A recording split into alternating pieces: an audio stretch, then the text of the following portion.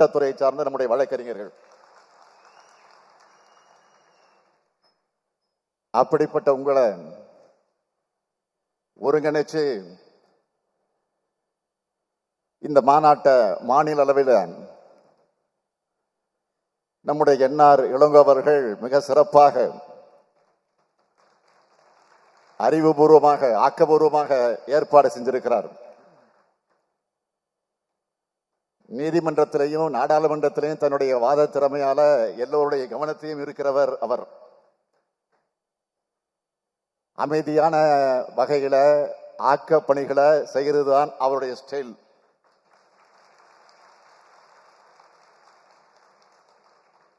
அவருக்கு துணை நின்று செயலாற்றும் கழக சட்டத்துறையினுடைய தலைவர், இணை செயலாளர்கள், துணை செயலாளர்கள் உள்ளிட்ட அனைவருக்கும் என்னுடைய பாராட்டுக்கள், வாழ்த்துக்கள். இந்த தமிழ் சமுதாயத்தை பண்படுத்தும், சீர்திருத்தும் முற்போக்கு கருத்துக்களை மேடைதோறும் முழங்கின கழக செயல் வீரர்கள் மீது பாய்ந்த வழக்குகளை எல்லாம் சுக்குநூறாக தகத்தெறிந்த சட்ட போராளிகள் நீங்கள். கழகம் தொடங்கப்பட்டு வளர்ந்து வந்த காலத்தில்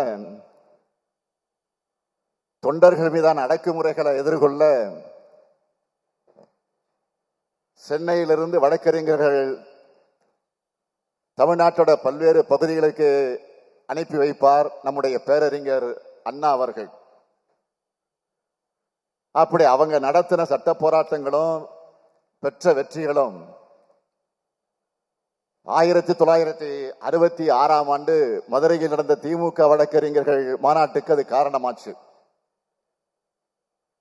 பேரறிஞர் அண்ணா காலத்தில் வழக்கறிஞர் குழுவாக இருந்தத நம்முடைய முத்தமிழறிஞர் தலைவர் கலைஞர் அவர்கள் சட்டத்துறையாக வளர்த்தெடுத்தார். கழகத்துக்காக போராடின ஒவ்வொரு கழக முன்னோடியை கேட்டாலும் சட்டத்துறையினுடைய பங்களிப்பை பற்றி சொல்லுவாங்க. 1975 எமர்ஜென்சி அறிவிக்கப்பட்டப்போ, நெருக்கடி காலம் அறிவிக்கப்பட்டப்போ நான் உட்பட பலர் ஓராண்டு காலம் சிறையில் அடைக்கப்பட்டோம். வெளியிருந்த கழக தொடர்கள் பல்வேறு வழக்குகளை எதிர்கொண்டாங்க. அவங்க எல்லாரையும் பாதுகாத்த துறைதான் நம்முடைய சட்டத்துறை.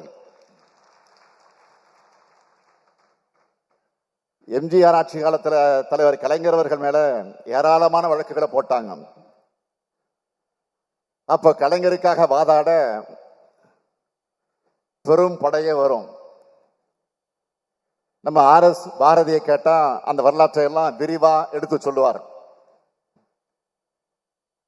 எதிர்கட்சியா இருக்கும் போதெல்லாம் மக்களுக்கான போராட்டங்களை நடத்தி ஏராளமான வழக்குகளை சந்திச்சிருக்கிறோம். கடந்த கால அதிமுக ஆட்சியில் காழ்ப்புணர்ச்சியோடு புனையப்பட்ட ஏராளமான பொய் வழக்குகள் அவையெல்லாம் நம்ம எதிர்கொண்டிருக்கிறோம். அப்பவெல்லாம் துணையார் என்ற அமைப்பு தான் இந்த சட்டத்துறை. சட்டத்துறையோட முக்கியமான சட்ட போராட்டங்களை குறிப்பிட்டு சொல்லணும்னா, இன்னைக்கு நாம கம்பீரமா உட்கார்ந்து இருக்கிறோமே அண்ணா அறிவாலயம், அந்த இடத்துக்கு நெருக்கடி வந்துச்சு. அதை கட்ட அனுமதி இல்லைன்னு தடை போட்டாங்க. அந்த தடையை உடைச்சது இந்த சட்டத்துறை தான்.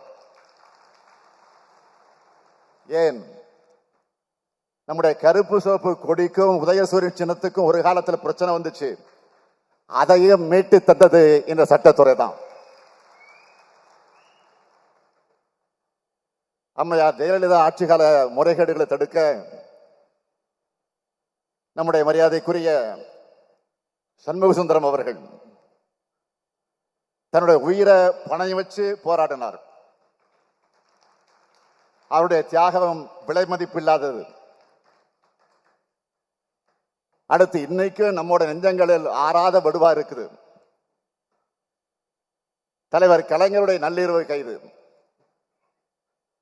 அந்த கொடூரமான கைதியையும் நீதிமன்றத்தில் கவனப்படுத்தி வாதிட்ட காரணத்தினால்தான் அன்றைக்கு இருந்த அராஜக அரசு அடிபணிஞ்சு தலைவர் கலைஞரை விடுதலை பண்ணுச்சு.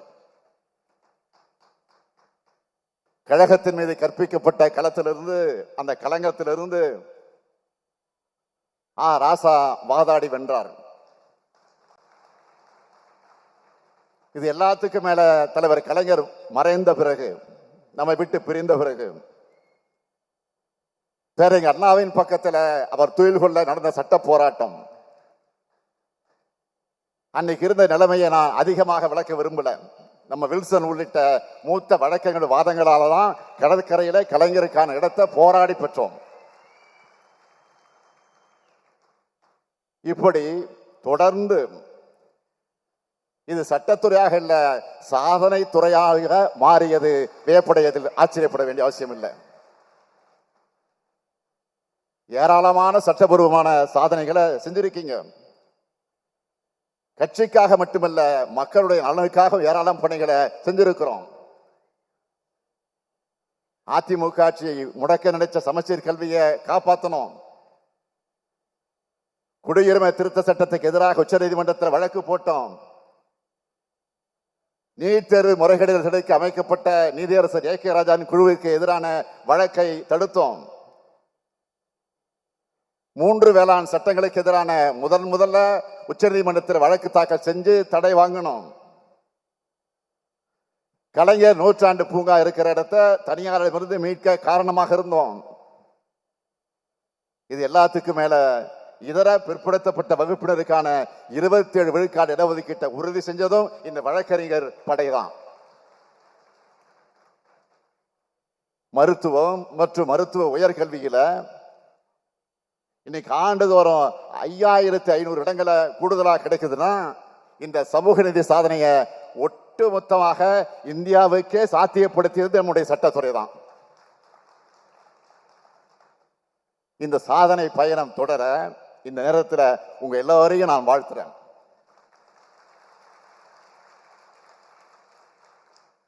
திமுக சட்டத்துறைக்கு வரலாறு இருக்கு, ஒரு கம்பீரம் இருக்கு, வரைமுகம் இருக்கு. நம்முடைய சட்டத்துறையிலிருந்து தான் நீதியரசர் ரத்னவேல் பாண்டியன் போன்றவர்கள் உருவானாங்க. சட்டத்துறையை சேர்ந்தவங்க உச்ச நீதிமன்ற நீதிபதிகளாக, உயர் நீதிமன்ற நீதிபதிகளாக, மாநில அமைச்சர்களாக, ஒன்றிய அமைச்சர்களாக, நாடாளுமன்ற உறுப்பினர்களாக, சட்டமன்ற உறுப்பினர்களாக சிறப்பாக பணியாற்றினாங்க. இன்னும் பணியாற்றி கொண்டிருக்கிறாங்க. நீதிமன்றங்களை மட்டும் இல்ல, தொலைக்காட்சி வாதங்களையும் எதிர்கட்சியினுடைய பொய்களை தங்களுடைய கூர்மையான வாதங்களால தோலுரிக்கிறாங்க. இப்படி கழகத்துக்கு தோல் கொடுக்கும் இந்த சட்டத்துறையிலிருந்து ஏராளமான ரத்னவேல் பாண்டியன் போன்றவர்கள் நீங்கள் உருவாகணும். அதாவது நம்முடைய சட்டத்துறையிலிருந்து மாவட்ட நீதிபதிகள், உயர் நீதிமன்ற நீதிபதிகள், உச்ச நீதிமன்றத்தினுடைய நீதிபதிகள் உருவாகணும். இங்க ஏராளமான சீனியர் லாயர்ஸ் இருக்கிறீங்க, மூத்த வழக்கறிஞர்கள் இருக்கிறீங்க. நீங்க நம்முடைய இளம் வழக்கறிஞர்களுக்கு அதுக்கான வழிகாட்டியாக இருக்கணும், பயிற்சிகளை வழங்கணும். இளம் வழக்கறிஞர்களுக்கு சட்டத்தின் பார்வையோட சமூக நீதியின் பார்வையும் உருவாக பயிற்றுவிக்கணும்.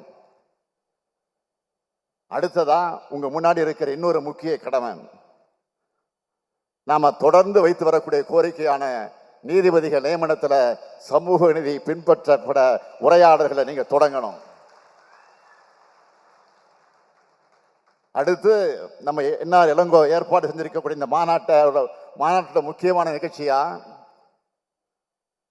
மாநிலங்களவை உறுப்பினர், ஒன்றிய முன்னாள் அமைச்சர் மதிப்பிற்குரிய கபில் சிபில், முன்னாள் தலைமை தேர்தல் ஆணையர் எஸ்.ஒய். குரேஷி, மூத்த பத்திரிகையாளர் இந்து என் ராம் ஆகியோரை கண்ட ஒரே நாடு ஒரே தேர்தல் என்ற கலந்துரையாடல் ஏற்பாடு செஞ்சு அவங்களும் தன்னுடைய வாதங்களை அழுத்த திருத்தமாக எடுத்து வச்சிருக்கிறாங்க. நான் நேரடி தொலைக்காட்சியில் நேரடியாக பார்த்தேன். இன்றைய காலகட்டத்தில் மிக தேவையான உரையாடல் அது. இந்த மாநாட்டு வாயிலாக நான் எல்லோருக்கும் சொல்லிக்க விரும்புறது, ஒன்றியத்தில் ஆட்சி பொறுப்பில் இருக்கிற பாஜகவை பொறுத்த வரைக்கும் ஒரே மதம், ஒரே மொழி, ஒரே பண்பாடு, ஒரே உடை, ஒரே உணவுன்னு ஒற்றை பண்பாட்டை நோக்கி நாட்டை நகர்த்த பார்க்குது. அதுக்காகத்தான் ஒரே தேர்தல் கிளம்பி இருக்காங்க. ஒரே அரசியல் நிலையை உருவாக்க மாநிலங்களை அழிக்க பார்க்கிறாங்க. பாஜகவை பொறுத்த வரைக்கும் பெரும்பாலும் குறுகிய கால செயல் திட்டமா இருக்காது, நீண்ட கால செயல் திட்டமாகத்தான் இருக்கும். இப்போ நாடு முழுக்க ஒரே நேரத்தில் தேர்தல் சொல்றவங்க காலப்போக்கில் நாட்டுக்கே ஒரே தேர்தல் சொல்ற நிலையை உருவாக்க நினைக்கிறாங்க. இது ஒற்றையாட்சிக்குத்தான் வழிவகுக்கும். இன்னும் சொல்லணும்னா இது தனி மனிதர் ஒருவர்கிட்ட தான் அதிகாரத்தை கொண்டு போய் சேர்க்கும். இது பாஜக என்ற கட்சிக்கே கூட நல்லதில்லை. இன்னைக்கு பிரதமராக இருக்கிற நரேந்திர மோடி அவர்களை சர்வாதிகார ஆக்கத்தான் இந்த சட்டம் பயன்படும். பாஜகவும் பாஜகவுக்கு மூளையாக இருந்து செயல்படக்கூடிய அமைப்புகளும் விரிக்கக்கூடிய வலையில இந்த அரசியல் காரணங்களுக்காக பாஜக ஆதரிக்கக்கூடிய கூட்டணி கட்சிகள் விழுந்துவிடக் கூடாது. இந்த சட்டத்தை ஆதரிக்க கூடாதுன்னு இந்த கூட்டத்தின் வாயிலாக நான் கோரிக்கை வைக்கிறேன். பாஜக ஆட்சியை ஆதரிங்க, அது உங்க தனிப்பட்ட விருப்பம். ஆனா இந்தியாவோட கூட்டாட்சி கருத்தியலுக்கு முரணான சட்டங்களை, மக்களாட்சி மேல நம்பிக்கை வச்சிருக்கிற எந்த அரசியலமைப்புகளை ஆதரிக்க கூடாதுன்னு நான் கேட்டுக்கிறேன். இப்படி ஒரு சட்டத்தை அறிவிச்சப்போ நம்மை போன்ற அரசியல் இயக்கங்களை கடந்து வெளியில் இருந்து எதிர்த்தவர்கள்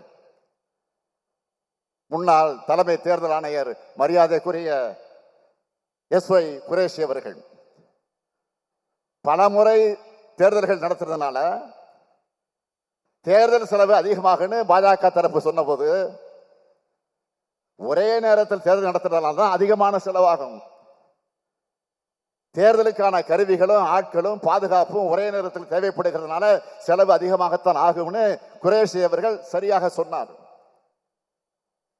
இந்த சூழல்ல இந்திய அரசியலமைப்பை கூட்டாட்சி கருத்தியலை காக்க ஒரே நாடு ஒரே தேர்தல் முறையை நாம் இறுதி வரை எதிர்த்தாகணும். ஏன்னா நான் முன்னாடியே சொன்ன மாதிரி பாஜகவோட செயல் திட்டங்கள் நீண்ட காலத்துக்கானது. தங்களுடைய செயல் திட்டங்களுக்கு இடையூறாக இருக்கிறவங்களுக்கு எதிரான கருத்துருவங்கள் மெதுவாக சமூகத்தில் விதைக்க பார்க்கிறாங்க. அதுக்கு துணையா பல எடுபடிகளை பேச வைப்பாங்க. தன்னுடைய கையில் இருக்கக்கூடிய மீடியாக்களை வச்சு பொய் செய்திகளை பரப்புவாங்க, விவாதங்களை கட்டமைப்பாங்க, அளவில்லாமல் அவதூறுகளை அள்ளி இறைப்பாங்க, பச்சையான பொய்களால் கொச்சைப்படுத்துவாங்க. பாஜகவோட வாட்ஸ்அப் யூனிவர்சிட்டி தீய வேலை செய்யும். இதையெல்லாம் கடந்துதான் நாம் போராடணும், வெற்றி பெறணும். இப்போ கூட இந்திய நாட்டையும் அரசியலமைப்பு சட்டத்தையும் மக்களாட்சியும் காக்கத்தான் நாம போராடிக்கிட்டு இருக்கோம். ஆனா நம்ம அரசியலமைப்பு சட்டத்துக்கு எதிரானவங்களாக சித்தரிக்கிற முயற்சிகளை இறங்கி இருக்கிறார் தமிழ்நாட்டினுடைய ஆளுநர் ஆர்.என். ரவி அவர்கள். எந்த ஆளுநர்? மரபுப்படி நிறைவா பாடப்படக்கூடிய நாட்டுப்பண் பாடலுக்கு கூட நிற்காம வெளியேறின ஆளுநர். இருந்தாலும் ஒன்றிய அரசுக்கு நான் வைக்கும் கோரிக்கை என்பது, நான் ஆளுநரை விமர்சிக்கிறேன் என்பதற்காக அவரை மாத்திடாதீங்க. அவர் பேச பேசத்தான் பாஜக நாட்டில் அம்பலப்படுது. திராவிட கொள்கைகள் மேலும் மேலும் மக்களிடம் சென்று சேருது. அவர் பேச பேசத்தான் மக்களுக்கு மாநில சுயாட்சி முழக்கத்தினுடைய நியாயங்கள் புரியுது. இன்னும் சொல்லணும்னா இன்று முழுக்க இந்த மாநாட்டில் நம்முடைய தோழர்கள் திராவிடவியல் இயக்கத்தினுடைய குறித்து அழுத்தமாக உணர்வோடு பேசுறதுக்கான தூண்டுகோலாக இருந்து வரும் நம்முடைய ஆளுநர் அவர்கள் தான். தந்தை பெரியார் அடிக்கடி ஒன்றை சொல்லுவார், என்னை செயல்பட வைப்பது என்னுடைய தோழர்கள் அல்ல, என்னுடைய எதிரிகள்னு சொல்லுவார். அப்படிப்பட்ட கொள்கை எதிரிகளை, பண்பாட்டு எதிரிகளைத்தான் நாம் இன்னைக்கு பார்த்துக்கிட்டு இருக்கிறோம்.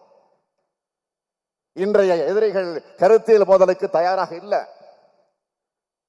ஏன்னா கருத்தியல் ரீதியா பேசினா அவங்களால ஒருபோதும் வெற்றி பெற முடியாது. அதனாலதான் அவதூறுகளை ஆயுதங்களாக எடுக்கிறாங்க. அந்த துரோக கூட்டத்தை தொடத்தெறிய வேண்டிய கடமை சட்ட போராளிகளான உங்களுக்கு இருக்கு. இந்திய அரசியலமைப்பு சட்டத்தை காக்கக்கூடிய கடமை நமக்கு இருக்கு. இந்தியா முழுமைக்கு சமூக நீதியை உருவாக்கி தந்து பாதுகாக்கிற கடமை நமக்கு இருக்கு.